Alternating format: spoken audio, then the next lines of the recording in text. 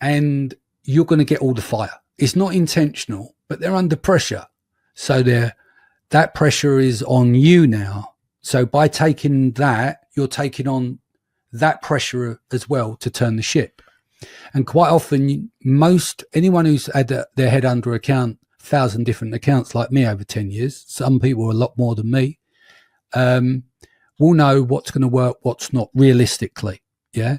Mm-hmm. And if you think you unsure that what you can do, and I'm not talking about take me to the top, babe, with some fucking proven strategy nonsense.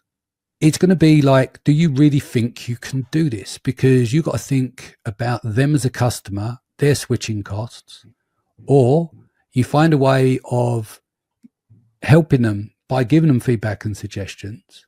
You know, people come to me and they'll go, I was at such and such. I went, okay, so what brings you here? Well, I wasn't really happy with it. Okay, how much are you turning over? And they go, 20 grand a month. I'm like, why the fuck are you an agency at 20 grand a month? You're paying them a fee. You got your ad spend, your percentage of ad spend.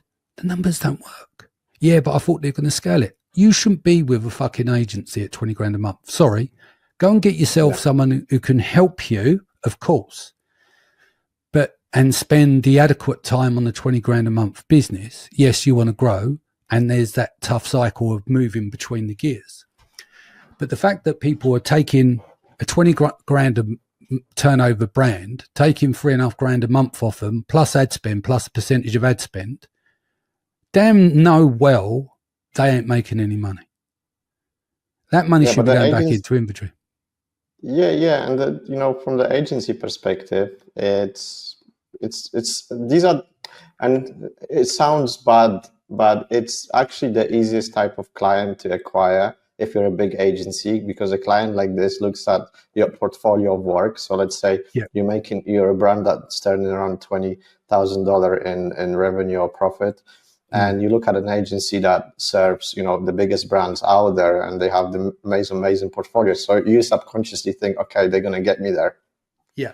But from the agency perspective, they will put in place the lowest experienced manager to handle your account, because it just doesn't matter, because they will not spend additional effort, especially the stakeholders, the top managers. They will not assign them to your account. They won't.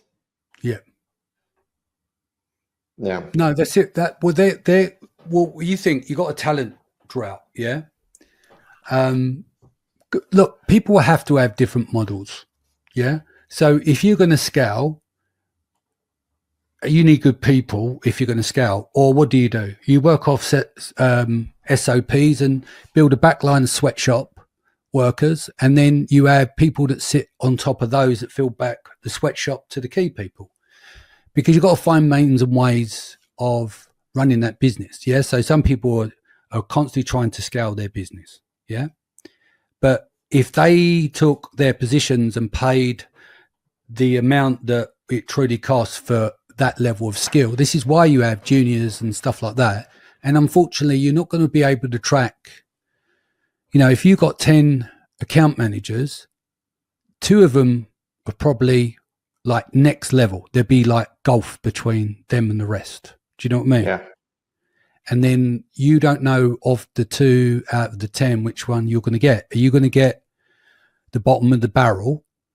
Because if you're coming in to someone's agency, you're going to get assigned an account manager, and you're just assuming that the agency itself, because you look at the level of the agency, not necessarily the account manager. It's the same as it's the same with software. So if you look at software, and then you've got managed services, people think, great, I'll get the software and then I'll bang on the account management services. And normally they can be 6 to 12 months contracts tied in with the software. And maybe it's only just a bit on top. So you think, great, I got the software. They know how to use it. They can do the account managing. But what you've got is trumped up demo people that know how to use that software a lot of the time, not all the time, but a lot of the time. But they don't have the dynamics of working across multiple softwares, across multiple different businesses, because they've been trained on a system that is developed and designed that works based on their system. So then someone from the outside comes in, and I'm not saying always, but that can play a role. You will get an account manager, month 1, month 2's call, but they run out of strategies because they don't have the depth of knowledge and experience. Because it was only a year and a half ago they started in with the demo in at trade shows or whatever they did. And suddenly they become that demonstrator stroke salesperson into an account manager, but not necessarily expertise as a PPC manager that has a width of knowledge where they've worked at that agency. They've worked these kind of brands. They've used 5 to 7 different softwares over the last 5 or 6 years. Because the contract that you get in is to lock you in on the software. The account management is an add-on. Yeah. Does that make sense? I feel like we're really ranting here. No, it's not. We're having an open conversation. I wrote about this a year ago, and I'm not complaining with sour grapes. I accept the situation. And I totally agree. And it's really, at the end of the day, as I said, reputation is really important in this industry. Everyone knows each other. And it's a bloodbath, but if you focus on the right stuff, you will survive and you will thrive. And I have a question regarding hiring and team. Something that just popped into my head. In terms of the AI, especially, I'm not sure if you're hiring at the moment and doing any type of onboarding. Would you look for certain AI skills in any employee these days that you're onboarding? Okay, so let me give the current situation. I'm not hiring at the moment because, as I said, we had to unfortunately lay team members off, and then I've been on the phone and everything getting them placed because, that for me, that closes the loop on karma. They earn their money and then they go into a new job and their lives, because these people got family, right? I'm sick to death of seeing these fucking clowns on Clown World over at LinkedIn, right? Boasting how they got rid of 10 people. And it's 10 people with 10 families. I don't like that. I think you got to treat people well. The way I'm seeing it now, like I've got two people on my accounts team across the 2 businesses. In a couple of weeks, that all their work, the manual work, will disappear. But then I've got other things for them to do because I think you need the domain knowledge and the checks and balances. So some people look at it as like, you get rid of them people, you've saved money, right? But where you've created that efficiency, ideally you're going to create more output. And if you're creating more output in that loop, like say, for instance, I'm not saying it's the case and it would happen in a few weeks. Let's say all of the stuff that my accounting team, all the manual stuff disappears and they're down to checks and balances, working with the full-time accountants. We're talking bookkeeping, right? So bear with me. If I've done that and I've done that to other areas of the business and I'm increasing the volume of output, which allows me to do more sales, they then still have more accounting work to do. But what else skills do accountants have? They have skills, calculation, mathematics skills. It's transferable for them to deal with all the dashboards and all of the setting certain tests or, reporting on ads, and not like a PPC manager. But when you look at all the metrics across the business, as you're going to get more throughput, you need to have more benchmarking, more measurement. So instead of them getting receipts, downloading, uploading, put them up, we've got Book AI, and basically it scans my inbox. So I haven't got to give them the receipts. They always wait on me, and I haven't got to log into Barclays Bank and get them all the statements. All this stuff's automated. But then the stuff what we're doing at the moment, which is going through that automation, is more creation than in terms in more work on the administration end. Even if you've got AI to a certain point, whilst it might see they've replaced the roles in the laborious task, I still need them for checks and balances, for guardrails, for the implementation that's been automated. Because by the time we use Zero, by the time it hits there, it still needs to be validated. It still has to have the correct nominal codes. The reporting has to be correct to push out the cash flow dashboard. Do you understand what I'm saying?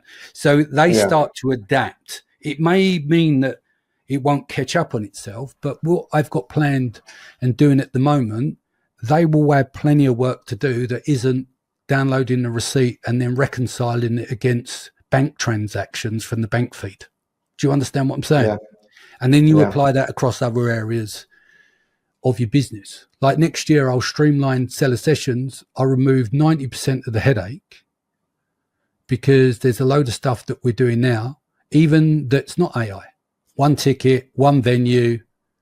I can do I could do a model that doesn't require subsidizing the ticket because I used AI to put that in place. So I won't have to use the larger venues. I always warn people, don't do hotels and conference centers because they've worked out just every way that you can't make money. So I'll give an example. I've got a friend of mine in Germany. He said, Dan, I've been doing these every year. I sell my event out and we're just about break even. And because he's got an agency, he sees that as lead gen. Now there's different types of event. My event is meant to stand on its own. It's not a lead gen for a course or a community. And it's not a lead gen for a software company that you can wipe your mouth off, because basically what that is that's marketing. It's no longer an event. That's lead gen. And you go, okay, we broke even. I run a business in the sense that it's not relied on the back end, and that's the front end marketing. So with AI in that 4-hour period, I've been able to spend that time in Manus. Up until that point, I'd had Manus 10 days. And I'm honest with you, amongst flicking around, I was spending 16 hours a day. I'm like, I'm getting results here. It's addictive, isn't it? Well, I burnt through, I'm on my second lot of 39,000 credits and my 40 a month bill. But do you know what? Because I said to someone the other day, and I think this mindset is where people will start to lose. I was excited. I said, get on Manus. He was going to go and spend a couple of days with a lady friend. I said, fuck that off. Yeah. Go and do this, sort your business out and stuff like that.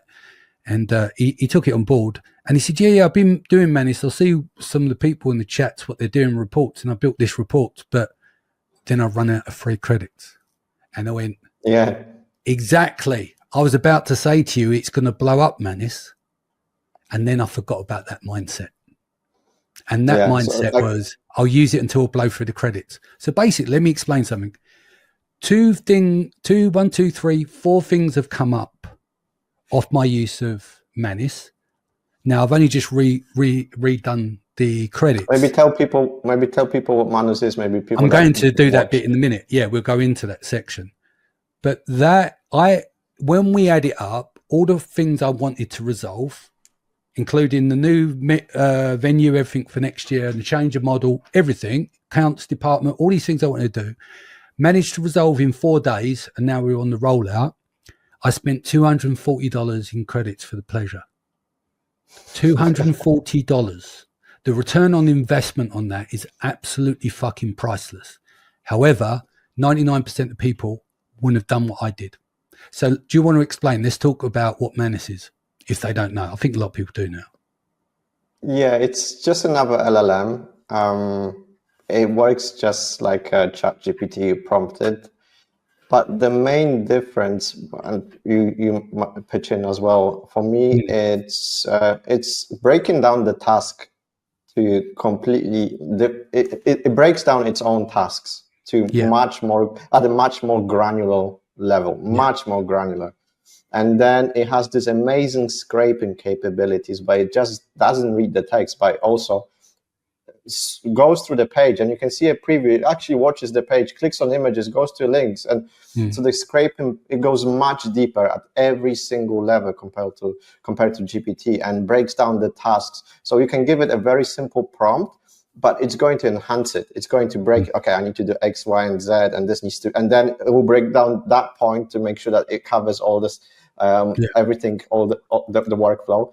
So what you get from a prompt in GPT is, let's say, like a summary. It's good. It's a good summary. Whereas in Manus, what you get is a Bible. Yeah. All right. Let me give you a version of what you just explained. So basically, people may be forgiven to think that Manus is a wrapper sitting on top of Claude, because Claude is the base of Manus. But Manus is an autonomous AI that works off its own system and its own checklist, right? As we discovered. So it's like partly dealing with the human. So when I did my research, I wanted to find a venue very close to me. I wanted to fit this price criteria. I wanted it to be a dry hire. I told them the venues that I don't want them to contact because I've already used the David Game and the American Square Conference Centre, and notified them of what's not useful. So they have that context, then they build the lists. The unique thing about it, because you might go, oh, okay, it's just Claude with a wrapper. They have 30 native tools, including what you're talking about there, about their magnificent scraper, along with other tools. I don't know what they all are, but I looked into it because I wanted to see where we are with that and what makes it different. Because someone said, it's built on Claude. It's just a wrapper. And then I found out what actually makes it work and why you pay the money is it's because it's fucking amazing, right? And I'll tell you why, because staying on Manus, I've been doing a lot of work looking at various different options in terms of LLMs that are on, like the one I'm looking at now, which I've been playing around with, is called LM Studio.